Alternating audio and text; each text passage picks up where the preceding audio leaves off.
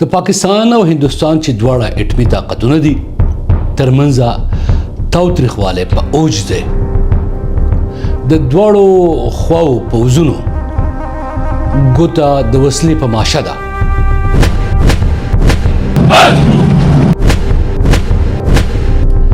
د دواړو خواو اخطارونه ورکړي دي. जिन्होंने ये हमला किया है उन आतंकियों को और इस हमले की साजिश रचने वालों को उनकी कल्पना से भी बड़ी सजा मिलेगी, सजा मिलकर के रहेगी. अगर हिंदुस्तान जो है अगर वो इस किस्म का कोई उठाते हैं, कदम उठाते हैं, तो हम उसका भरपूर जवाब देंगे. किसी को शक नहीं होना चाहिए, ना हिंदुस्तान को शक होना चाहिए, ना बैन अवी जो बरादरी है उसमें किसी को शक नहीं होना. او د دواړو خواو مطبوعاتو کې لیدل کېږي چې جګړه نن ده که سبا ده شروع کېدونکې ده.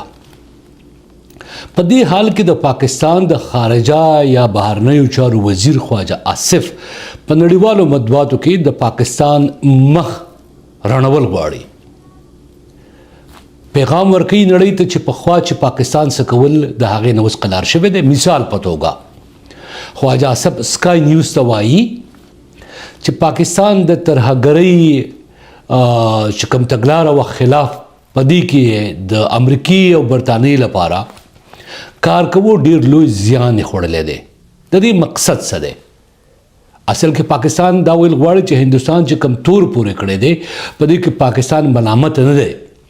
وایي د پهلګام په پیښه کې د دې لاس نه دی. غټ مقصد یې دا دی او په نړۍ کې خپل یو اعتبار یو تاثر جوړول غواړي. خو دا خبره حقیقت ده چې پاکستان د ترهګرۍ تګلاره بدل شوې ده او آیا دا لومړی ځل دی چې پاکستان داسې وایي؟ دې ته باید لږ پام وشي. جګړه کېږي که نه کېږي، جګړه که وشوه هندوستان یې ګټي که پاکستان یې بایلي، که پاکستان یې ګټي هندوستان یې بایلي، په دې باندې به بحث وکړو.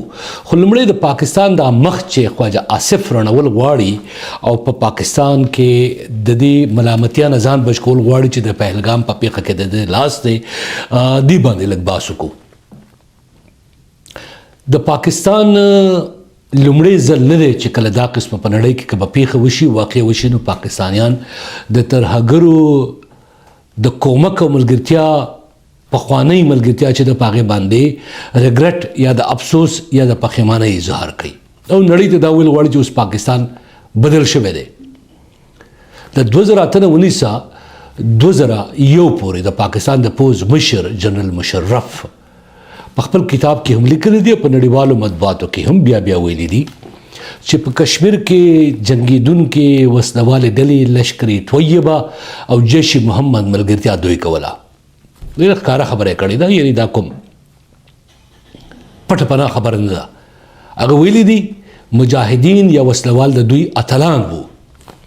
بیا د سپای کرونیکل نومې کتاب کې تاسو ولولئ چې د جنرال اسد دراني د یو هندوستاني جنرال سره په شریکه لیکلی دی. پای کې هغه وایي چې دوی د وسلوال جوړول ملګرتیا کوله او د وسلوالو نفوذ د دې لپاره د ګټې وسیله وه.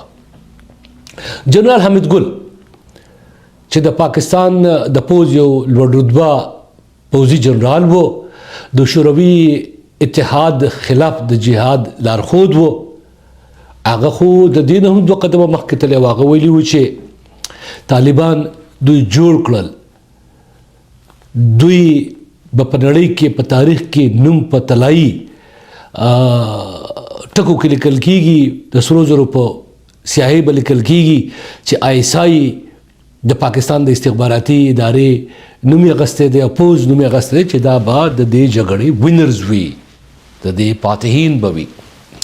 اعزاز چودھری چې د پاکستان د باندنو چارو سیکرټري پاتې شوی دی، جنرال امجد شعیب، خالد خواجه، هلته د پاکستان پخوانی 2 ځله پاتې شوی وزیر اعظم او د اوسني وزیر اعظم رور نواز شریف هم دا خبره منلې ده.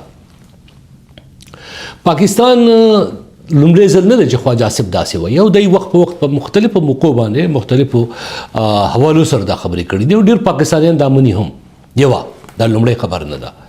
اوس یې ولې وکړه؟ معنا نړۍ ته ځان مخ خپل سپینول غواړي. دویمه اوس که دې ته راشو چې د پاکستان په دې باندې باید ادوار وشي، بروسه وشي چې واقعي پاکستان خپله تګلاره بدل کړې ده.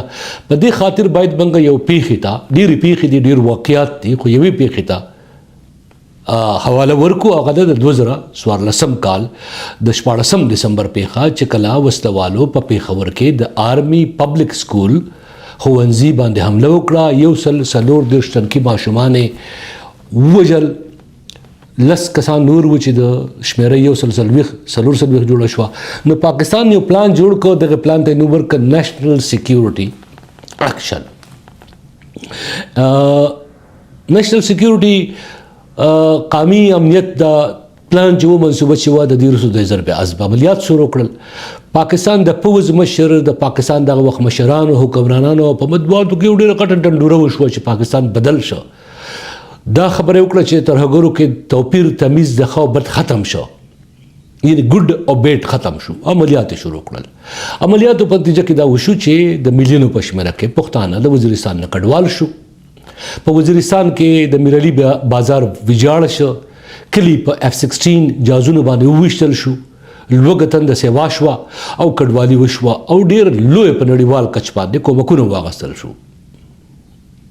د دې نه مخکې په باجوړ کې، په خیبر کې، په سوات کې، په مختلفو علاقو کې د عملیات کړي وو. دا یو ځل عملیات چې وو، په دې باندې د امریکې ته دا امپریشن ورکړ چې چونکې په شمالي وزیرستان کې حقاني شبکه وه او حقاني شبکې سره ملګري څومره چې پاکستاني وسلوال وو، دا د پاکستان اوس په نښه دي. قسم تر اوسه پورې په دغه عملیاتو کې پاکستان د دغه ځای د خلکو د ولس مطابق، په خاصه توګه د پښتون تحفظ مومنټ د وینا مطابق یو هم غټ وسلوال نه دی وژلی، نه د هغه نوم چاته ښودلی دی، نه د هغه قبر چاته ښودلی دی، نه د هغه عکس چاته ښودلی دی. هغه وسلوال چې هلته وو اوس په افغانستان کې د حقاني شبکې مشران ناست دي او ټول ژوندي دي. د خیره پاکستان وایي ترهګر خلاف تګلاره بدل شوه. خو اوس خبرې ته راځم اصلي ته.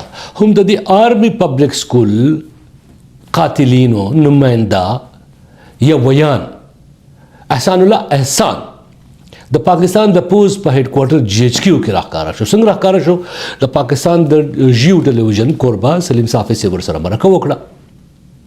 بیا دا سړی چې د دې ځای نه پېښور ته ولېږل شو، په یو سیف هاوس کې یو محفوظه کور کې ځای ورکړی شو. بچیانو یې سبقونه ویل، د ده سره دنیا د مواصلاتو هر نظام موجود و. بیا ورځ موږ خبر شو چې هغه وتښتېد. یعنی پاکستان به چې د تګلاره بدل کړې ده، خو د تګلارې د بدلېدو امکان ته وګورئ چې پاکستان په خپله د GHQ کې میلمه په توګه ساتلی و. بیا پاکستان د دغه پوځ مشر جنرال قمر جاوید باجوه او د عمران خان حکومت چې کله جوړ شو، شریک هایبرډ رژیم په نوم باندې د پاکستاني څېړونکو تر مخه، نو د عمران خان وویل چې دا تګلاره سمه نه وه، د وسلوالو خلاف جګړه سمه نه وه، طالبان د دوی وروڼه دي، دا د دوی زامن دي، دا د دوی بچیان دي، دا د امریکې لپاره جګړه باید ونه کړی شي. لاړل هغه پلاوی چې کابل ته تللی و په 2001 کې ما ورسره په خپله خبرې وکړلې چې مولوي فقیر او مفتی نورولي سره خبرې اترې وکړې. هم دا د محترم د افغانستان چې اوسنی د کورنیو چارو موقتي وزیر د خلیفه سراج الدین حقانی صاحب د منځګړتوب کوو. هم د دې پاکستان د ISI پخوانی مشر چې دغه وخت په پېښور کې کور کمانډر و، جنرال فیض حمید ورته د پاکستان د پوځ C-130 جهاز ورکړ. د هغه په سلام وصلات باندې لاړل. د هغې وروستو د هغو غوښتنې ومنل شوې، سیز فایر وشو، اوربند وشو او موږ ولیدل چې بیا وسلوال طالبان سوات ته راغلل. په سوات کې وار بیا په خلکو فکرمندي پیدا شوه. نو تګلاره پاکستان وخت په وخت داسې وایي چې بدله کړې ده. پاکستان ترهګرو کې د ګډ او بیډ یا د ښه او بد تمیز ختم کړی دی. پاکستان اوس بدل شوی دی. پاکستان اوس په سمه لار روان دی. اوس خواجه آصف دا ریګریټ کړی دی. خو معنی دا ده چې دا لومړی ځل نه دی. پاکستان دغه شانتې تګلارې وخت په وخت بدل کړي دي. پاکستان اوس د جنرال عاصم منیر تقریر کې تاسو یو اونۍ مخکې راوالی نو هغه بیخي بدل ښکاري. هغه وایي چې هندو جدا دی، مسلمان جدا دی، پاکستان هم داسې جوړ شوی دی څنګه چې طیبې، څنګه چې د مدني ریاست جوړ شوی و د اسلام په نوم باندې. هغه وایي د هندوانو عقیده جدا ده، د هندوانو اهداف جدا دي، د هندوانو ژوند ژواک جدا دی، د هندوانو کلچر جدا دی. مسلمانان بدل دي، د مسلمانانو خوبونه بدل دي، د مسلمانانو سوچونه بدل دي. هغه دیک تمام خلق شماري د القاعده راونیسا تر داعش پورې تر د لشکر طیبه پورې تر جیش محمد پورې تر حزب المجاهدین پورې تر حزب التحریر پورې د حزب الانصار پورې انتر دغه هیواد کې وسوم داسې خلق پاتې کېږي مطبوعات وایي چې سړی حیران شي وسوم په پاکستان کې په لاهور کې په کراچۍ کې په گجراواله کې په سبی کې په گوادر کې په مردان کې په مختلفو علاقو کې د ترهګرو وسلوالو لپاره چندې کیږي په جماعتونو کې اعلانونه کیږي اوس هم هغه آزاد ګرځي اوس هم دغه په کتابونو کې هغه ته اتلان او هیروز ویل کیږي هغه پښتانه هغه ملت پال چې هغه پاکستان کې د خپل ازادۍ د خپل خاور د خپل اختیار خبره کوي هغه تل غداران ګڼل کیږي هغه د ویلن په توګه خودل کیږي هغه د ډاکو او د غل او د لوټمار په توګه خودل کیږي هغه خلک چې وسلوال وو په جهاد یقین لره په داسې جهاد باندې چې خپل سره خود سره جهاد وو باغی یقین لره وسوم پاکستان حیرتناک توګه باندې دا وخت یو داسې جنجال سره مخ دی د یو داسې مشکل سره مخ دی چې په 1999 کې د کارګل پیښه وشوه هلته کې ماتې وخوړه په 1901 کې د بنگلاديش کې د ظلم کوو هلته هندوستان راغی هلته پاکستان ته ماتې ورکړه لس اتیا زره پوځونه د دې سلامي شو په 1960 کې جګړه وکړه ماتې وخوړه اوس هم که جګړه کېږي د دې امکان موجود دی د پاکستان پوځ د هندوستان د پوځ په مقابل کې ورکوټی دی لږ دی شمار کم دی د پاکستان سره وسلې کمې دي د پاکستان اقتصادي حالت په مشکل کې دی په پاکستان کې کورنۍ جنجال دی سیاسي تقسیم دی تفریق دی هندوستان متقابل په د دې په لحاظ سره مضبوط دی مشکل کې به نه وي البته جګړه چې کلم کېږي دواړو سره اټومي طاقت دی د دواړو سره په نړیوال کچ باندې دوستان دي مثال په توګه د پاکستان سره په اسلامي نړۍ کې ترکیه دی که قطر دی که سعودي عرب دی سیاسي توګه باندې د هغو سره د خواخوږۍ اظهار کوي بولې کوي تاسو به د پاکستان په مطبوعاتو کې ساره ماښام دا درباري راک چې کوم دا ګنګړی دی دا چې کوم خبریالان له ورکړی دی تجزیهګارو له د جی ایچ کیو خلکو دا ګنګړی ساره ماښام ډنګۍ غږی د شپېلۍ وایي سور ته ساس ته پراته دي خوب وړي دي چې پاکستان چې دی دا د فلسطین په مسله باندې د اسرائیل د بدمعشۍ خلاف دلته ظلم کیږي خود د دې پاکستان د دې چارواکو نه د تجزیهګارو نه د دې دانشورانو به کله تاسو هم دا واورئ چې د پاکستان د پوځ پخوانی سرلښکر په سعودي عرب کې د 23 هیوادونو د پوځ مشري کوي او په یمن کې 4 مسلمانانو وژل شو کله به دا غږ تاسو دا ټکی وانه اورئ سعودي عرب ځکه د پاکستان ملګرتیا کوي چې هلته د پاکستان د پوځ سرلښکر د هغو لپاره په یمن کې خلک وژني حوثیانو په نوم باندې وایي دا بدماشان دي د ترهګر دي وغیره وغیره باندې دا دوه مخیزي هلته موجود ده نو د پاکستان سره دا اپشن هم دی د پاکستان سره د چین په شکل کې یو نړیوال طاقت موجود دی چې د هغو د سی پیک چاینا پاکستان اکنامک کوریډور په نوم باندې چې کوم کمربند برخه ده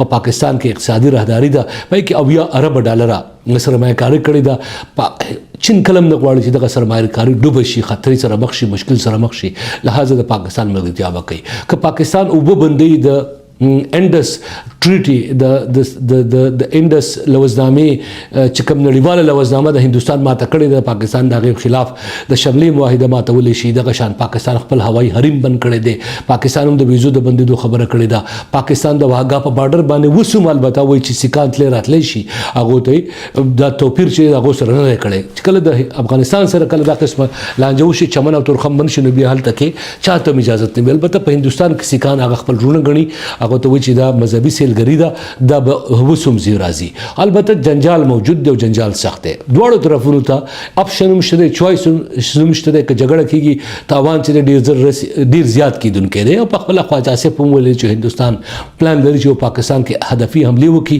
دا هدفي حملې مخکې دی په کشمیر کې کړې وي ځینې خلک وایي چې د پنجاب په مرید کې او په جنگ کې هغه وسلوال موجود دي کم چې د کشمیری ریزسټنس موومنټس دي یا وسلواله ډلې دي د هغو کومک او ملګرتیا کېږي که هغه د لشکر طیبه مخکنی نوم اوس بدل کړی دی په بل نوم باندې که په بل نوم باندې دي پاکستان به یې ځواب ورکوي پاکستان پخوا کړي هم داسې دي دواړه هیوادونه د انتهایي غټې بېروزګارۍ د لاسه د کاروبار د مشکل د لاسه د جنجال سره مخ کېدی شي امریکا رول او کردار په دې کې څه کېدی شي امریکا په ظاهره مخکې هم داسې کړي دي چې سفارتي اړیکو د لارې دا مسله ختمه کړي دواړه اطمي طاقتونه دي دواړه غریب هیوادونه دي دواړه په څه شکل کې د امریکا سره ملګرتیا لري خو دې ځل په ممکنه توګه مسله جدیده مسله قوي ده د صدر ټرمپ انتظامیه به محتاط رویه خپلوي خو معنا یو وار بیا خبرې راځو چې پاکستان کلم داسې وایي چې د پاکستان د ترهګرۍ خلاف تګلاره بدل کړې ده. نو یو بل ټکی وسره وایي او بل ټکی ډېر مهم دی. هغه دا وایي چې ځکه چې د پاکستان د ترهګرۍ خلاف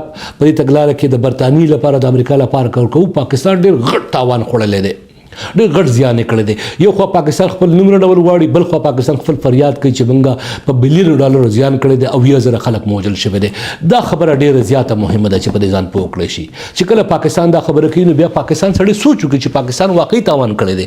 پاکستان کې خو څلور صوبې دي، سند دی، بلوچستان دی، پنجاب دی، پښتونخوا ده، داسې نور علاقې دي.